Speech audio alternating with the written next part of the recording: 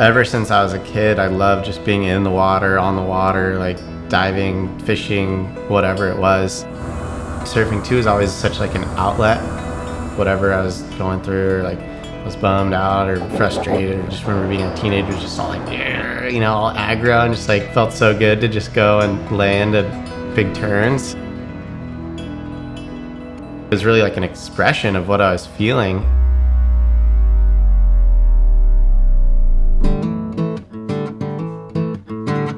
When I'm looking at a big drawn out right, the way I mind surf a wave is the way Conner surfs. He's a surfer's surfer in the sense of like, if you see good waves, he's the type of surfer that you want to watch. Conner Coffin has entered the chat in a big way. He's methodical, like everything has meaning and everything's pretty tailored to get somewhere. He's not afraid to be exactly who he wants to be. So humble, he's got time for everyone. And yeah, you can instantly become a fan of Conner Coffin.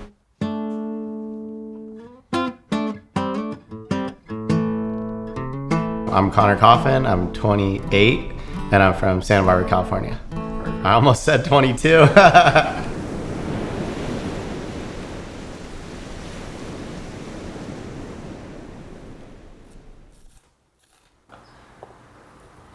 When I was pretty young, I was pretty much just a little fat kid, so I was pretty doughy. And then we started surfing a bunch and we loved food, so we just started Fat Boy Surf Camp. It was pretty much just like after you surf all day, eat as much food as possible. The first time I ever surfed, I was 4. We were on a family trip to Kauai, and my dad and uncle pushed me into some little peelers. I didn't want to do it at first. I was like, no, I'm not going out. And then after I caught one wave, I was like, okay, I want to catch more waves. He started looking at weather charts and he'd wake me up at 4 a.m. Let's go surfing, Dad, before school. And literally, you know, dragging me out of bed before kindergarten and having full-on dawn patrol sessions. He'd take me down there and I'd just go forever in the cove and just was pretty much obsessed from there. I was just hooked.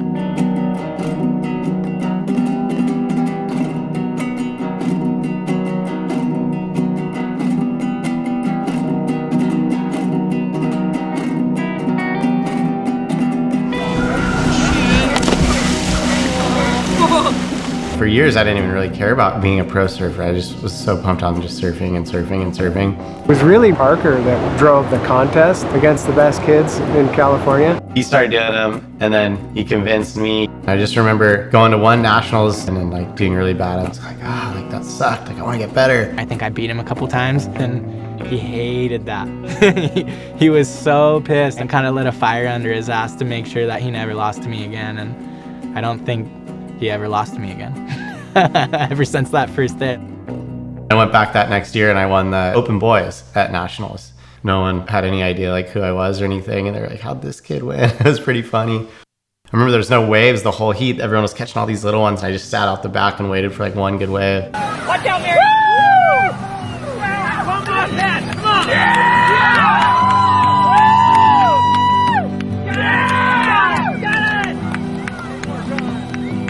Well, I think we were all really amazed and surprised when he came out of nowhere to win that Open Boys national title. I mean, that was just like, wow. But still, I mean, he's 12. You're not thinking this is a career or anything. And then he won US Open 2 times. So that was definitely when it started to feel more, oh, this could be, you know, a career path. I was just like, loved surfing so much that I didn't really want to do anything else. So I was like, how do I make this work?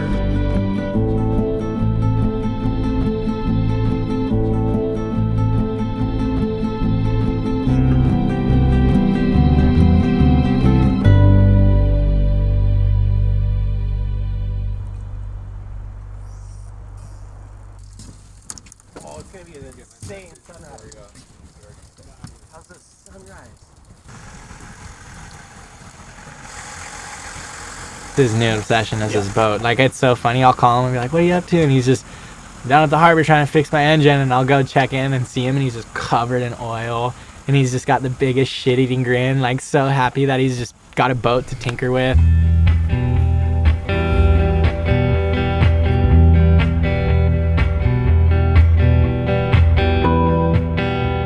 Home in Santa Barbara is just always been that place where I come back and feel like super connected and grounded, and you can get away from everything and just get out in like nature and just not be around anyone.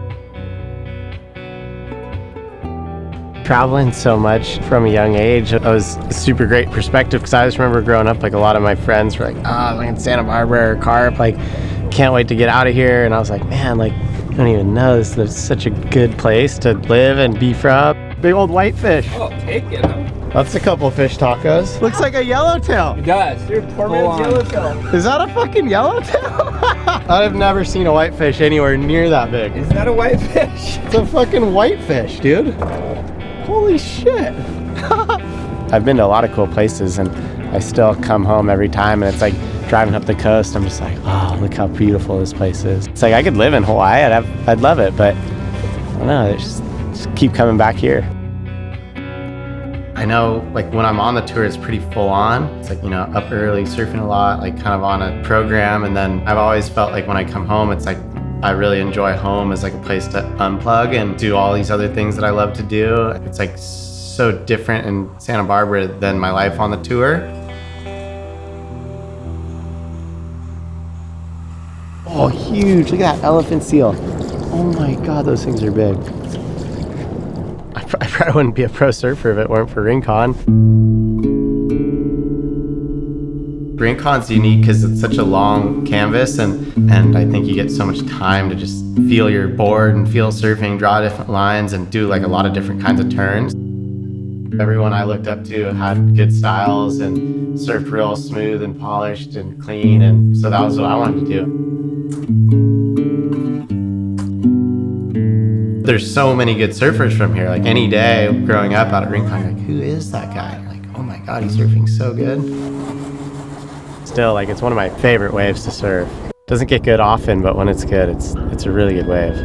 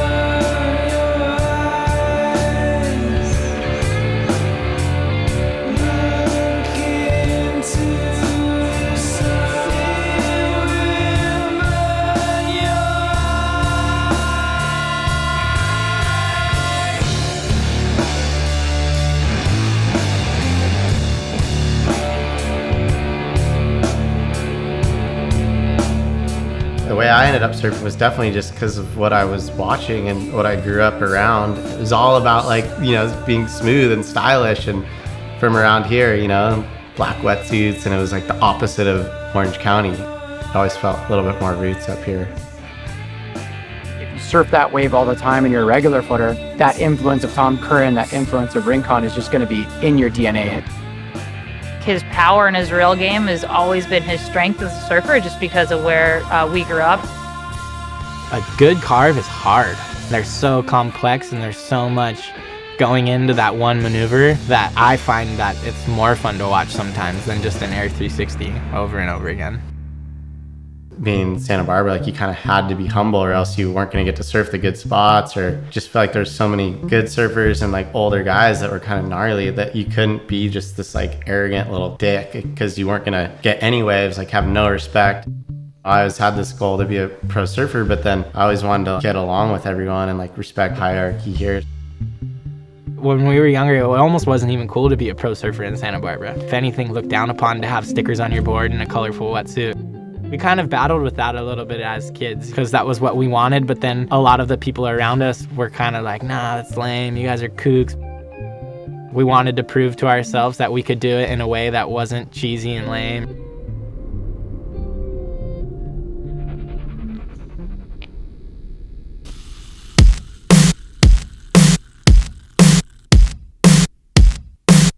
Open the door!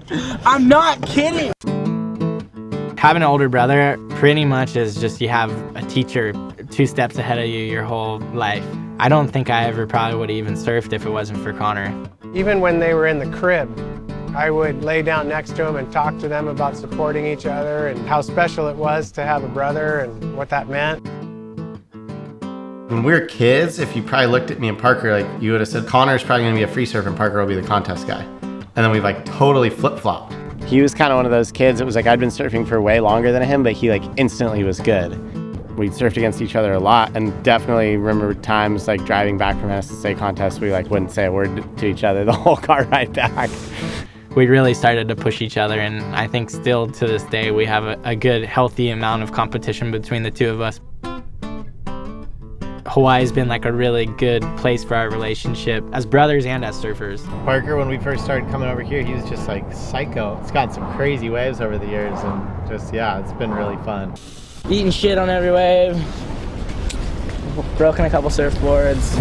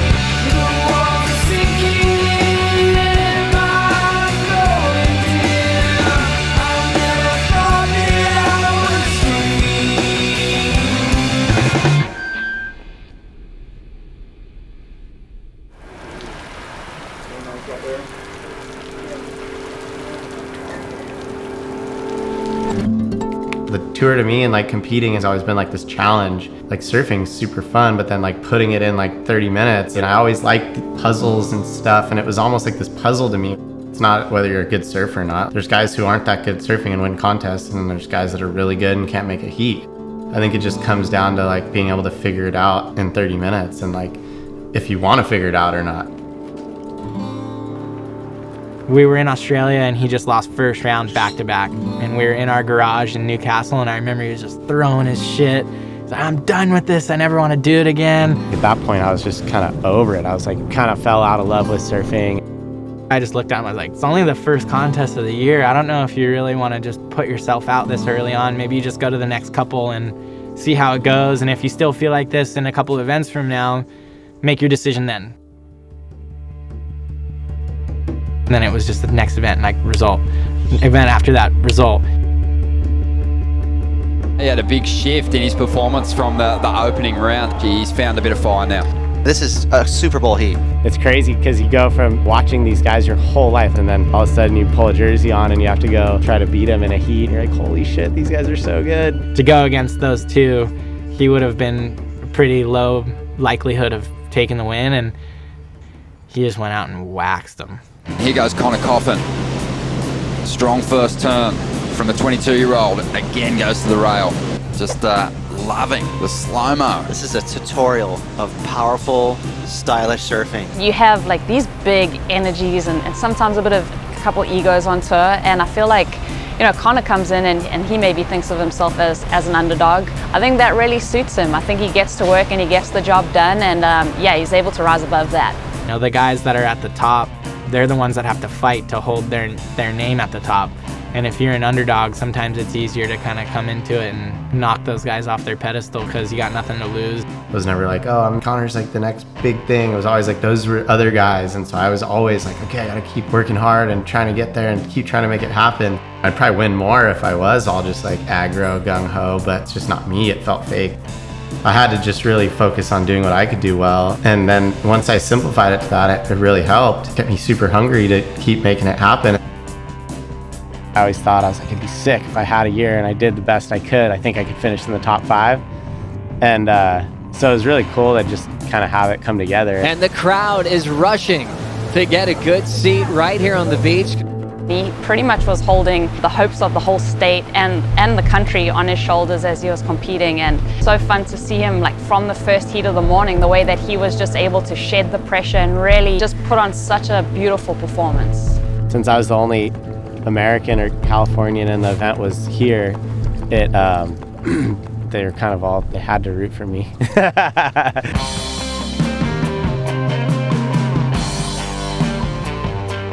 I've been in events before and it's like the whole beach is just going nuts because Gabriel just got a 10 against me and I'm just going, fuck.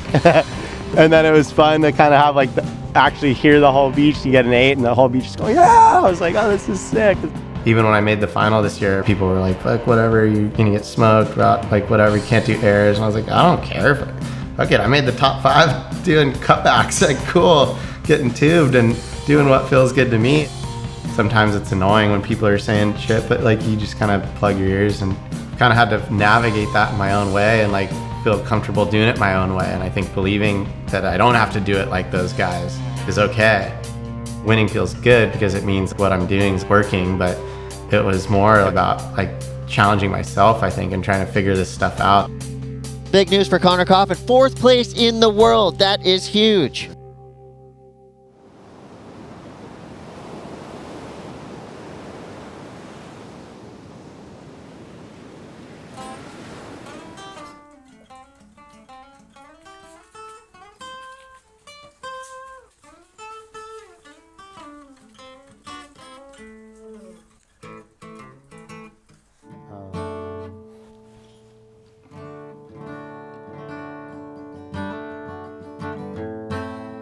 Growing up, I tried to always just listen and ask questions like, oh, what can I learn from people that are older than me that have been through stuff that I'm going through? Sometimes I feel like people don't even notice that you're paying attention, then you like steal their little secrets and they're kind of like, fuck, he was paying attention. My brother's formula for competing is less of an escape and more of like harnessing. He kind of comes at it from more of a place of gratitude. You know, I kind of felt like he was fearless. He gives the guy a job and point him in the right direction, or now he points himself in the right direction. Man, he's relentless. Really sees it to the end. To see your kid achieve something they worked so hard for and this dream, I think it took him a little bit to process it even. But I think the best could be yet to come, right?